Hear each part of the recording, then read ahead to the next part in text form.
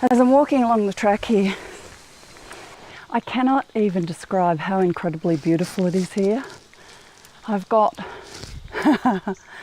these gorgeous mountains in the background. I'm on beautifully maintained tracks.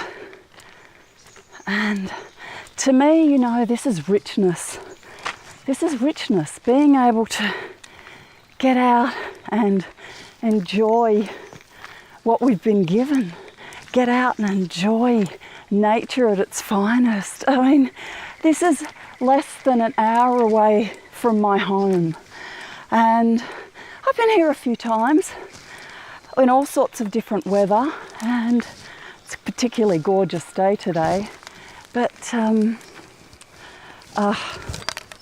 this is richness. Richness to me is found in the things that you do and the freedom that you give yourself. I could be here every day if I wanted to. But do you know what? I tend to find richness more, that feeling of richness more often in the things that I only do occasionally. It's a bit like a food treat. It's really only a treat if you do it occasionally.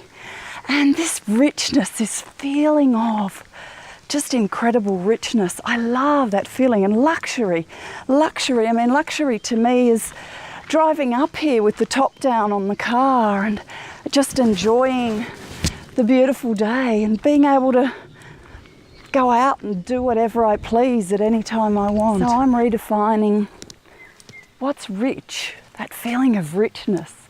I'm redefining what prosperity means to me. I'm redefining what real wealth is, and it's linked a lot to freedom.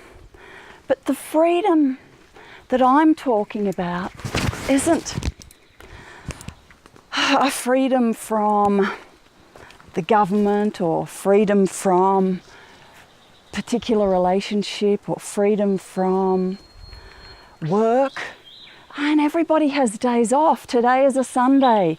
I'm doing this on a Sunday. I mean, I feel like every day is a holiday, but for me, less than an hour's drive away from home, this is really living. This is really experiencing life at its best. I don't know what could be better. I mean, it's for me, today, it is just divine. I love it. And it's nice to bring the video camera with me. Usually I bring the still camera and take beautiful photos with the still camera, but how cool to be able to bring a video camera. And you know, how blessed we are to if most people these days have a smartphone. The camera quality on these things is just phenomenal. So there's so much that we can do and share with our friends and family, and I sit in great appreciation of those things. Wow, so often. It's just incredible. Everybody has an opportunity to feel that richness, to feel that, just the simple luxuries. Ah, wow, life is great.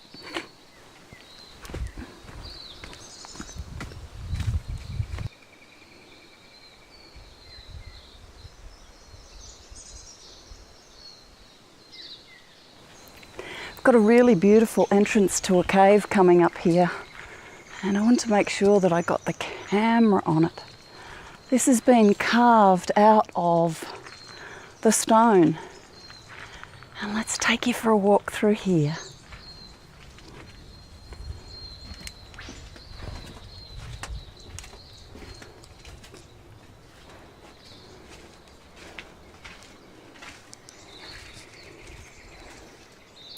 And then we open out onto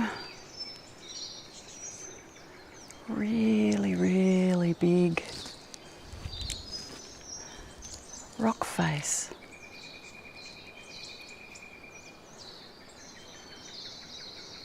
Apparently the Aboriginal people used this as shelter, obviously before we put all these railings and things and stone steps in. But particularly magnificent cave here. We're even getting some echo, and it overlooks, and they chose some really picturesque places. Look at that. Overlooks some really beautiful, beautiful land. That's the entrance where I just came through. And a gorgeous little walkway. Isn't it stunning? Just beautiful. I feel like I'm standing on the edge of the world. In some ways it is. It's a particularly beautiful part of the world.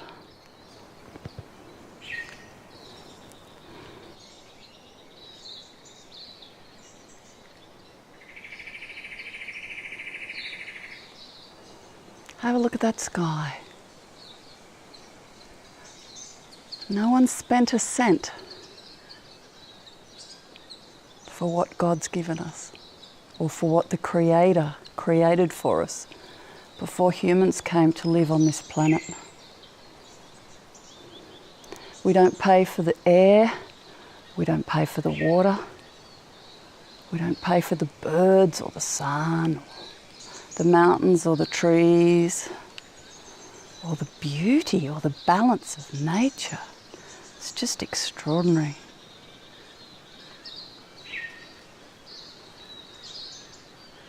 Just extraordinary.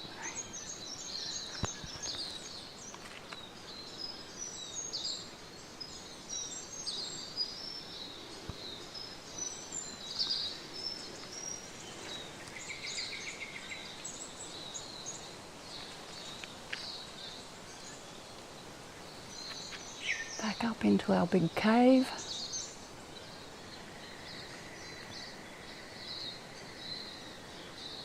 Some trees hanging on quite precariously up there. It's amazing what nature can do. Beautiful.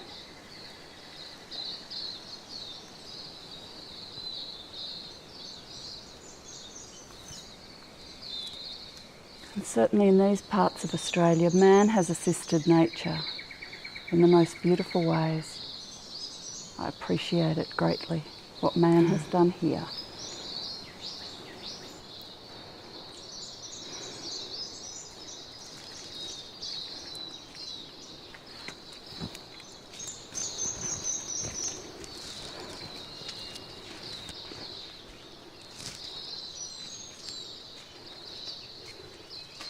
How about this place? Isn't it fantastic?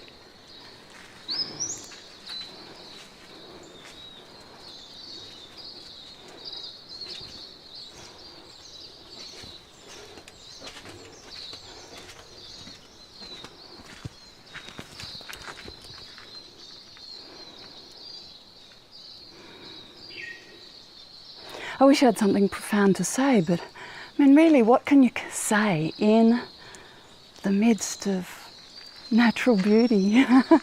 Just in the midst of the beauty of nature. It really is superb. Very blessed.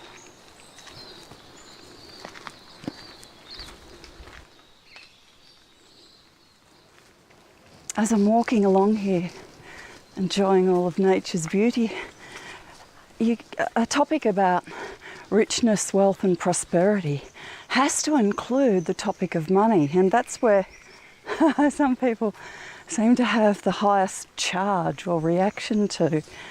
But I'm really lucky. It made me think back to, nearly 30 years ago now. I did several workshops with Robert Kiyosaki, the author of Rich Dad, Poor Dad series of books, and how they were called Money and You and Creating Wealth. And I remember shifting my idea of money, all virtually overnight. I was actually a single parent at the time.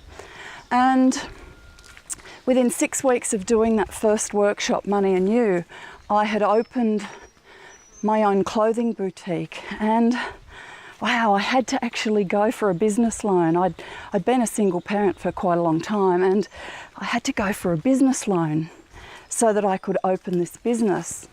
And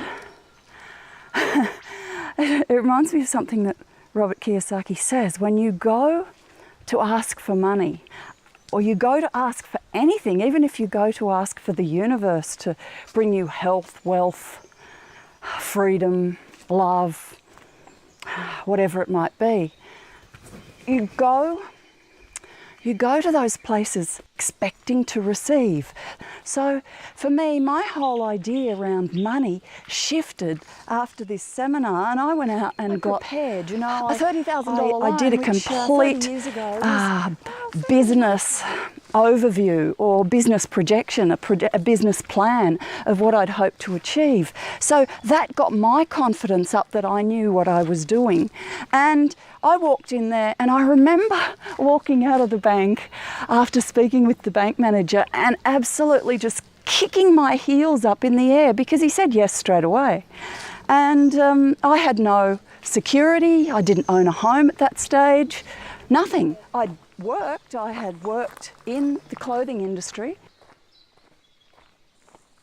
And that was what I was doing then. I opened up my own clothing boutique, the first business I ever had. And so I knew the industry fairly well because I'd worked in all sections of it. So I had confidence in me.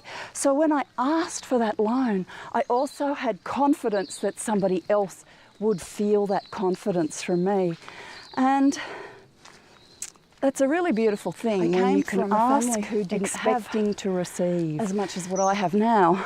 And so I had to change. It was vital that I changed my attitude about money right from the get-go, right from the start. And I did that. I changed my attitude about what money really is. And to me now, I don't talk about it much because it's a bit like breathing to me. Money is to me like breathing in and out. It's like breathing in and out. It's like the air that I breathe, and there's always more. You breathe it in, there's always more where that came from.